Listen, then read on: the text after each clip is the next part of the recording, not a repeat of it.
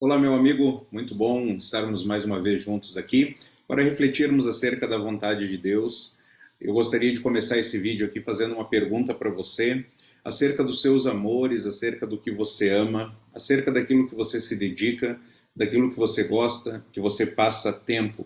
E aí pense aí em casa, carro, profissão, né, sua carreira, entretenimento, aquilo que ocupa a sua agenda, aquilo que ocupa a sua mente, aquilo que ocupa o seu coração.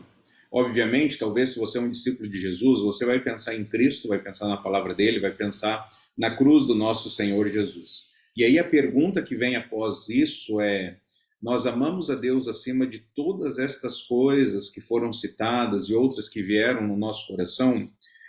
O estudo de hoje que nós vamos refletir é acerca de como devemos ter um relacionamento de amor com Deus, o nosso Criador, aquele que nos resgatou, como devemos ter um relacionamento de amor com Deus em um mundo que nos oferece distrações, em um mundo que nos oferece amores, como então nós devemos nos relacionar. O apóstolo João, ele escreveu para a igreja porque ela estava sendo ameaçada pelos falsos mestres, trazendo ensinos errados. Eles estavam propondo um estilo de vida egoísta, mundano, que estava sufocando o amor daquela igreja a Deus. Ele diz, no decorrer da sua carta, que os filhos de Deus venceram o pecado, eles venceram o mal, eles venceram a morte que reina no mundo. Em resumo, o autor ele vai falar nesse trecho agora que nós veremos, o versículo 12 e em diante do capítulo 2, ele vai falar que nós não devemos amar o mundo, pois o mundo também está morrendo. Amem a Deus para viver eternamente. João é considerado um pastorzão. Um pastor, o que ele faz? Ele confronta e ele consola. Ele mostra o erro e ele mostra onde recorrer, onde encontrar ajuda. O confronto e o consolo, geralmente eles andam juntos. O amor e o ódio, geralmente eles andam juntos. Nós amamos algo e odiamos algo.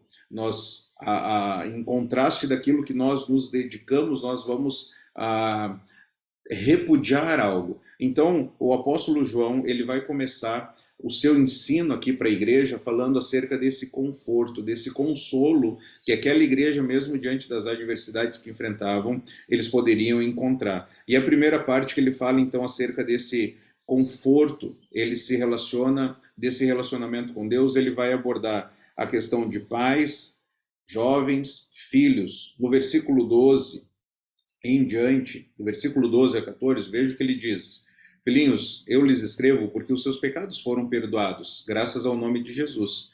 Pais, eu lhes escrevo porque vocês conhecem aquele que é desde o princípio. Jovens, eu lhes escrevo porque venceram o maligno. Filhinhos, eu lhes escrevi porque vocês conhecem o Pai. Pais, eu lhes escrevi porque vocês conhecem aquele que é desde o princípio. Jovens, eu lhes escrevi porque vocês são fortes e em vocês a palavra de Deus permanece, vocês venceram o maligno. Esses três grupos aqui, filhinhos, jovens e pais, será que ele está se referindo a faixas etárias? Ou talvez ele está se referindo a grupos de desenvolvimento na igreja? A pessoa começa como filhinho, se torna jovem, se torna um adulto maduro. Pessoalmente, eu creio que o apóstolo João está se referindo a todos os seus leitores, todo o grupo de cristãos, revelando a posição deles como verdadeiros crentes. Porque todas essas qualidades que nós alistamos aqui, vamos refletir agora, elas não são exclusivas a faixas etárias nem a momentos da vida. Por exemplo, ele começa confortando a igreja, falando acerca do perdão dos pecados. Filhinhos, seus pecados foram perdoados. 1 João 1,9 diz: se confessarmos os nossos pecados, ele é fiel e justo para perdoar os nossos pecados e nos purificar de toda a injustiça. Os nossos pecados foram perdoados no nome de Jesus, o nome que está acima de todo nome, o nome que traz salvação, e onde não há salvação em nenhum outro nome a não ser o nome de Cristo Jesus. Todos nós pecamos, todos nós erramos, pecamos pelo que nós fazemos, pela razão pelo qual fazemos, pelas nossas motivações, pecamos pela nossa omissão, pecamos no nosso pensamento, pecamos em nossas palavras, nós somos pecadores e o que um pecador faz de melhor é pecar. Mas em Jesus, irmãos, não importa o que nós já fizemos, não importa aquilo que o diabo joga na nossa cara, porque todos os nossos pecados foram perdoados em Cristo Jesus. Em Jesus a paz, em Jesus a perdão. E aí ele vai falar aos cristãos que eles têm o conhecimento de Deus Pai, conhecem, ele se referindo, né? Pais conhecem o que é desde o princípio. Filhinhos conhecem o Pai. Pais conhecem o que é desde o princípio. Ele repete isso. Daniel 11:32 é um versículo sensacional. Ele diz que conhecer a Deus, quando o povo conhece a Deus, é um povo forte, é um povo ativo. Aquilo que você conhece bem, aquilo que você tem domínio, pense em alguma área de conhecimento aí que você domina, que você conhece bem. Você gosta de falar disso, você gosta de compartilhar disso, você gosta de trazer isso para a prática. E o desejo de Deus é que o nosso debruçar, o desejo de ter esse conhecimento que vai gerar um relacionamento, é o próprio Deus, é conhecer a Deus, se dedicar a conhecer ao nosso Deus. E aí, em terceiro, ele conforta a igreja falando que é possível haver uma vitória sobre o inimigo. Jovens, vocês venceram o inimigo. Jovens, vocês são fortes. Jovens, em vocês a palavra permanece. Jovens, vocês venceram o maligno. Vencer o inimigo é viver não mais na prática do pecado. Vencer o inimigo é não ser mais propriedade do maligno. Vencer o inimigo é ser liberto do domínio que o maligno exerce nesse mundo. Porque Jesus venceu e é possível vencermos se nele estivermos. Então, olha que maravilha essas verdades. Nossos pecados foram perdoados, nós temos acesso a Deus, podemos conhecer a Deus e nós temos vitória sobre o inimigo. Não somos mais escravos do inimigo, agora somos escravos de Jesus. E agora ele vai confrontar a igreja. Do versículo 15 em diante, ele vai dizer o seguinte, 15 a 17.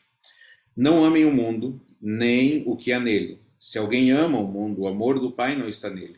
Pois tudo que há no mundo, a cobiça da carne, a cobiça dos olhos e a ostentação dos bens, não provém do Pai, mas do mundo. O mundo e sua cobiça passam, mas aquele que faz a vontade de Deus permanece para sempre. É interessante aqui que ele diz para não amarmos o mundo, nem o que há no mundo.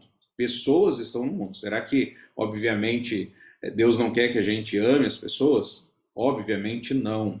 Deus quer que nós amemos as pessoas, Ele quer que nós nos relacionemos com as pessoas.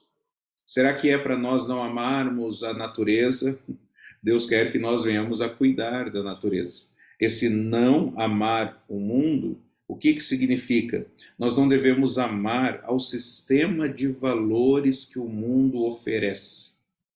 Nós não devemos amar aquilo que se opõe àquilo que é piedoso, seja de sistema econômico, educacional, seja político, seja familiar, relacional, pessoal, qualquer coisa que se opõe aos valores do reino, à piedade, à santidade, isso nós não devemos então amar. Por quê? Porque o mundo jaz no maligno. O diabo é príncipe deste mundo. Então nós não devemos amar ao sistema de valores que se opõe àquilo que é piedoso. Nós não devemos amar. Então cuidado com aquilo que você vê, cuidado com aquilo que você ouve, cuidado com aquilo que você dedica atenção, porque tudo que nós vemos, tudo aquilo que nós ouvimos estão transmitindo crenças. Qual o ensino que uma série de TV está transmitindo? Qual que é a crença que uma música está transmitindo? Tudo transmite crenças. E aí o apóstolo faz uma afirmação. Não amem o que está no mundo, porque quem ama o mundo, o amor do Pai não está nele. Quem se conforma com esse mundo, quem ama o mundo, é inimigo de Deus, segundo Tiago 4:4. Romanos 12:2 diz para nós não nos conformarmos, não nos amoldarmos, né? Não nos identificarmos, não ficarmos confortáveis aqui nesse mundo com esse sistema de valores que se opõe a Deus. Cristãos, às vezes, brincam assim da seguinte forma. Eu espero que Jesus não volte, ou melhor, eu espero que Jesus volte depois do meu casamento. Eu espero que Jesus volte depois de eu comprar uma casa, depois que eu viajar. Ou seja, são situações aqui do mundo que não dá para ser comparado com a alegria que estaremos quando estivermos diante de Cristo. Então, nós devemos amar ao Senhor Jesus, acima de todas as coisas que esse mundo possa vir a oferecer. E o que o mundo nos oferece? O que o mundo nos oferece? Quais são as suas ofertas? As ofertas do mundo, elas começam por um desejo intenso pelo prazer físico, que é a cobiça da carne. Tudo que é no mundo, ele começa falando a cobiça da carne. Quando nós pensamos em prazer físico, o que vem à sua mente? O problema é que as ofertas do mundo, elas encontram um aliado no nosso coração. Aquilo que o mundo vai oferecer, ele já vai ter um dispositivo no nosso coração que vai haver uma atração natural. O problema não está no mundo, o problema está no nosso coração. Tiago capítulo 1, versículo 14, fala que cada um é tentado segundo o seu próprio mau desejo. Então, por exemplo, beber vinho é pecado? Não, não é pecado. O que é pecado é bebedice, é o escândalo. Comer é pecado? Não, comer não é pecado. Mas a glutonaria, sim, é pecado. Dormir é pecado? Não, dormir não é pecado. Mas a preguiça é pecado. Ser fitness é pecado? Não, ser fitness não é pecado. Pecado é a vaidade. Sexo é pecado? Não, sexo não é pecado. O que é pecado é imoralidade e adultério e outras práticas relacionadas ao sexo. Mas o sexo em si não é pecado. Então a questão não é se nós vamos ser tentados, a questão é quando nós vamos ser tentados pela cobiça da carne, um desejo intenso por prazer físico. Como nós já temos um coração inclinado para o mal, uma natureza pecaminosa, o mundo oferece então aquilo que o nosso coração naturalmente vai se sentir atraído. Em segundo lugar, o mundo oferece desejo intenso por tudo que vemos. É a cobiça dos olhos. É alguém que não consegue ver algo e não desejar. É o consumismo. Mateus 6, 22 diz que os olhos são as lâmpadas do corpo, né? Se os nossos olhos forem bons, todo o nosso corpo será cheio de luz. O nosso processo na luta contra o pecado, ele tem muito a ver por aquilo que nós vemos. Lembra de Eva? Eva viu que o fruto era desejável. Davi viu Betseba tomando banho.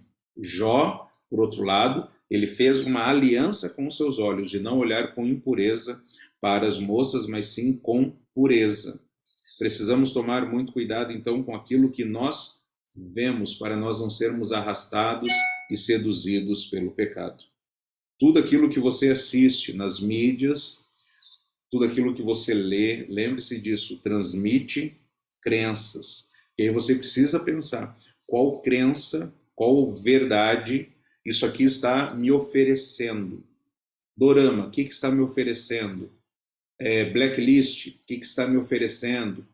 Game of Thrones, o que está me oferecendo? Essa novela, esse clipe, essa música de sucesso, o que ele está propondo?